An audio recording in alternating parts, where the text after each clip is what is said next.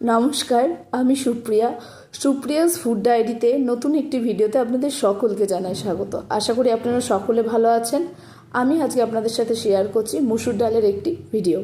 তো চলুন শুরু করা যাক। প্রথমেই কড়াইতে সর্ষের তেল গরম হয়ে গেলে প্রথমেই জিরে ফোড়ন দিয়ে নিয়েছি এবং জিরেটা ভালোভাবে ভেজে নেড়ে নিয়েছি। ভাজা হয়ে গেলে 2 কোয়া মতো রসুন কুচি, রেড ক্যাপসিকাম কুচি আর পেঁয়াজ কুচি ভেজে নিয়েছি। এখানে আমি লাল ক্যাপসিকামটা ব্যবহার করেছি। আপনারা যদি মনে করেন টমেটো ব্যবহার করবেন তাহলে পেঁয়াজটা ভালোভাবে ভেজে নেওয়ার পর টমেটোটা অ্যাড করবেন। আচ্ছা, তো ভাজা হয়ে গেলে আমি এখানে 1/2 চামচ মতো হলুদ গুঁড়ো আর 1/2 চামচ মতো কাশ্মীরি লঙ্কার গুঁড়ো নুন দিয়ে আবারও ভালোভাবে ভেজে নিয়েছি। আমি এখানে কিন্তু ডালটা এইভাবে এই যে ভাজাটা হয়ে গেলে 15 থেকে 20 মিনিট আগে আমি বাটিতে মুসুর ডাল ভিজিয়ে রেখেছিলাম, সেই মুসুর ডালটা আমি এখানে ব্যবহার করব। তো আমি প্রায় 15 থেকে 20 মিনিট মতো ভিজিয়ে রেখেছিলাম। আপনারা আধ ঘন্টাও ভিজাতে পারেন, কোনো সমস্যা নেই তাতে। এরপর এই ভেজানো মুসুর ডালটা আমি দিয়ে ভালোভাবে ভেজে নেবো এই মশলাটার সাথে, যতক্ষণ না পর্যন্ত একটা ভাজা গন্ধ চলে যাচ্ছে। তো ভালোভাবে নাড়িয়ে নেবো।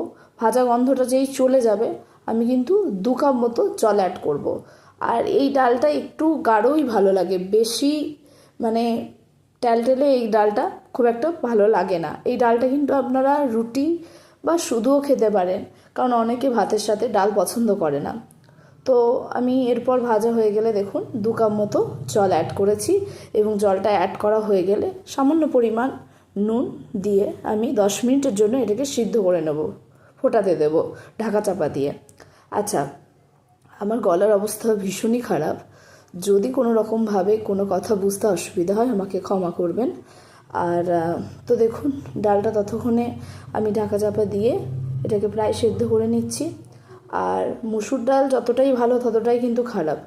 এটা ইউরিক অ্যাসিড বাড়াতেও মানে ভীষণভাবে ইউরিক অ্যাসিড বাড়ায়। তো এটাকে যতটা পারা যায় অ্যাভয়েড করাটাই ভালো। তো এরপর ডাল সেদ্ধ হয়ে গেলে কোচানো ধনেপাতা ভালোভাবে দিয়ে অ্যাড করেছি। যারা পছন্দ করেন না তারা ধনেপাতাটা স্কিপ করতে পারেন। এরপর আমি একটা ছোট হাতার মধ্যে সর্ষের তেল দিয়ে তার মধ্যে 2 কুচি করে রসুন কোয়া আর শুকনো লঙ্কা দিয়ে ভালোভাবে একটা বানিয়ে নিয়েছি। তো এরপর সেটা ডালের সাথে অ্যাড করছি। এটা কিন্তু সম্পূর্ণ অপশনাল। আপনারা যদি মনে করেন যে এটা দেবেন না তাহলে নাও দিতে পারেন, তবে আমার মনে হয় এটা দিলে পরে ডালটার টেস্টটা আরও দ্বিগুণ হয়ে যায়।